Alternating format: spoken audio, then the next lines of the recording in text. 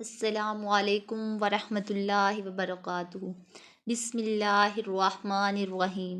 وَإِذَا طَلَّقْتُمُ النِّسَاءَ فَبَلَغْنَ، اور جب تم طلاق دے دو عورتوں کو پھر وہ پوری کر چکیں اجلہن اپنی عدت، تو فلا تعدلوہن، تو نہ منع کرو انہیں ان ینکحن، کہ وہ نکاح کر لیں ازواجہن اپنے خاوندوں سے، اذا جب تراضوا جبکہ رضامند ہو جائیں، بینہم بالمعروف آپس میں مناسب طریقے سے۔ اور جب تم طلاق دو عورتوں کو پھر وہ پوری کر چکیں اپنی عدت، تو نہ منع کرو انہیں کہ نکاح کر لیں اپنے خاوند سے جبکہ رضامند ہو جائیں آپس میں مناسب طریقے سے۔ ذالک یہ یوعظ بہ، یہ فرمان الہی نصیحت کی جاتی ہے، من کون کانا ہے منکم تم میں سے، یؤمن جو ایمان رکھتا ہو، باللہ اللہ تعالیٰ پر، والیوم الآخر اور قیامت کے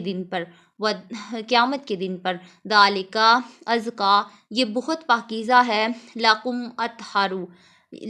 اطہر یہ بہت پاکیزہ ہے تمہارے لیے اور بہت صاف، واللہ یعلم اور اللہ تعالیٰ جانتا ہے، وانتم لا تعلمون اور تم نہیں جانتے۔ اور یہ فرمان الہی ہے کہ نصیحت کی جاتی ہے اس کے ذریعے تم کو کہ یقین رکھتے ہو اللہ تعالیٰ پر اور قیامت پر، یہ بہت پاکیزہ ہے تمہارے لیے اور بہت صاف ہے، اور اللہ تعالیٰ جانتا ہے اور تم نہیں جانتے۔ یعنی مطلقہ عورت جب اپنی عدت پوری کر لے اور اپنے پہلے خاوند کے ساتھ نکاح کرنا چاہے تو عورت کے والی اسے منع نہ کریں۔ اور اس کا دوسرا مطلب یہ بھی بتایا گیا ہے کہ ایسی عورت اگر اپنے تجویز کردہ خاوند کے ساتھ عدت گزارنے کے بعد نکاح کرنا چاہے تو پہلا خاوند اسے نہ روکے اور یہ کوشش نہ کرے کہ جب میں نے اس کو طلاق دے دی ہے تو کوئی دوسرا بھی اس سے نکاح نہ کرے۔ یہاں طلاق کے بعد یہ سوال طبعاً سامنے آتا ہے کہ اگر طلاق والی عورت کی گود میں شیرخوار بچہ ہو تو اس کو جدائی کے بعد اس کی پرورش کا کیا طریقہ ہوگا۔ والوالدات یرضعن اولادہن حولین کاملین، اور مائیں دودھ پلائیں اپنی اولاد کو پورے 2 سال، لمن ارادہ اس لیے کہ جو پورا کرنا چاہتے ہیں، لمن اس لیے ارادہ جو چاہتے ہیں، ان یتم الرضاعۃ جو پورا کرنا چاہتے ہیں دودھ کی پلانے کی مدت، وعلی المولود اور جس کا یہ بچہ ہے، لہو اس کے ذمے ہے، رزقہن ان ماں اور بچے کا کھانا، وکسوتہن بالمعروف اور ان کا لباس مناسب طریقے سے۔ اور مائیں دودھ پلائیں اپنی اولاد کو پورے 2 سال تک، یہ مدت اس لیے ہے کہ پورا کرنا چاہتا ہے دودھ کی مدت، اور جس کا بچہ ہے اس کے ذمے ہے کہ کھانا کھلائے ماں اور بچے کو اور ان کا لباس مناسب طریقے سے۔ لا تکلف اور تکلیف نہیں دی جاتی، نفس الا وسعہا اور تکلیف نہیں دی جاتی کسی شخص کو مگر اس کی حیثیت کے مطابق۔ یہاں طلاق کے بعد یہ سوال طبعاً سامنے آتا ہے کہ اگر طلاق والی عورت کی گود میں شیرخوار بچہ ہو تو اس جدائی کے بعد اس کی پرورش کا کیا طریقہ ہوگا۔ اس لیے ضروری تھا کہ بچے کی پرورش کی ذمہ داری جو ماں باپ پر ہے انہیں اس موقع پر بیان فرما دیا جائے، لہٰذا یہاں ان مسائل کا بیان ہوا۔ ماں خواہ مطلقہ ہو یا نہ ہو، اس پر اپنے بچے کو دودھ پلانا واجب ہے، بشرط یہ کہ باپ کو اجرت پر دودھ پلوانے کی قدرت اور استطاعت نہ ہو، یا کوئی دودھ پلانے والی میسر نہ آئے، یا بچہ ماں کے سوا کسی اور کا دودھ قبول نہ کرے۔ اور اگر یہ باتیں نہ ہو، یعنی بچے کی پرورش خاص ماں کے دودھ پر موقوف نہ ہو، تو ماں پر دودھ پلانا واجب نہیں ہے، مستحب ہے۔ اور اگر کسی شخص نے اپنی زوجہ کو طلاق دی اور عدت گزر چکی تو وہ اس بچے کو دودھ پلانے کی اجرت لے سکتی ہے۔ لا تضار والدۃ اور نہ ضرر پہنچایا جائے کسی ماں کو بوالدہا ولا مولود اللہ بوالدیہ، اور نہ ضرر پہنچایا جائے کسی ماں کو اس لڑکے کے باعث اور نہ کسی باپ کو اس لڑکے کے باعث۔ وعلی الوارث مثل ذلک اور وارث پر بھی کسی قسم کی ذمہ داری ہے اسی قسم کی ذمہ داری ہے۔ فَإِن پس اگر ارادہ کر لیں فصالاً دودھ چھڑانے کا عن تراضٍ اپنی مرضی سے منہما دونوں، پس اگر دونوں ارادہ کر لے دودھ چھڑانے کا اپنی مرضی سے وتشاور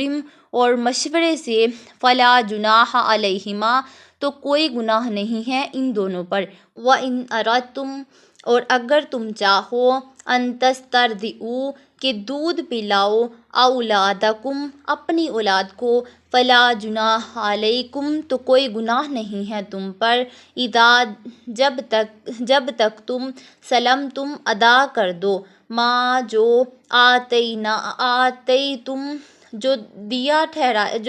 دینا ٹھہرایا تھا بالمعروف تم نے مناسب طریقے سے۔ اور اگر تم چاہو کہ دودھ پلاؤ اپنی اولاد کو پھر کوئی گناہ نہیں ہے تم پر جبکہ تم ادا کر دو جو دینا ٹھہرایا تھا تم نے مناسب طریقے سے۔ واتقوا اللہ اور ڈرتے رہو اللہ سے۔ واعلموا اور جان لو ان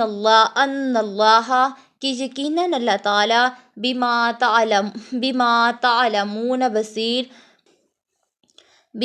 تعملون بصیر جو تم نہیں دیکھتے۔ والذین اور وہ لوگ جو یتوفون فوت ہو جائیں منکم تم میں سے ویذرون اور چھوڑ جائیں ازواجا اپنی بیویاں یتربصن کہ وہ انتظار کرے بانفسہن اربعۃ اشہر و عشرا کہ 4 مہینے اور 10 دن۔ فَإِذَا اور جب بلغن پہنچ جائیں اجلہن اپنی مدت کو فلا جناح علیکم تو تم پر کوئی گناہ نہیں ہے فیما اس میں جو فعلن فی انفسہن بالمعروف وہ اپنی ذات کے بارے میں مناسب طریقے سے۔ واللہ بما تعملون خبیر اور اللہ تعالیٰ جو کچھ تم کرتے ہو خوب واقف ہے۔ اور وہ لوگ جو فوت ہو جائیں اور تم میں سے چھوڑ جائیں اپنی بیویاں اور وہ بیویاں انتظار کریں 4 مہینے اور 10 دن اور جب پہنچ جائے اپنی اس مدت کو تو کوئی گناہ نہیں ہے تم پر اس میں جو کریں وہ اپنی ذات کے بارے میں مناسب طریقے سے اور اللہ تعالیٰ جو کچھ تم کرتے ہو خوب واقف ہے۔ یہاں ان عورتوں کی عدت کا بیان ہے جن کے خاوند فوت ہو جائیں اور وہ حاملہ نہ ہو۔ حاملہ کی عدت وضع حمل ہے یعنی جس وقت وہ بچہ جنے گی اس وقت ہی اس کی عدت ختم ہو جائے گی، اور یہ عدت 4 ماہ 10 دن ان عورتوں کے لیے ہے جو حاملہ نہ ہو۔ یعنی اگر کسی عورت کا شوہر فوت ہو جائے اور وہ حاملہ ہو تو اگر اس کا بچہ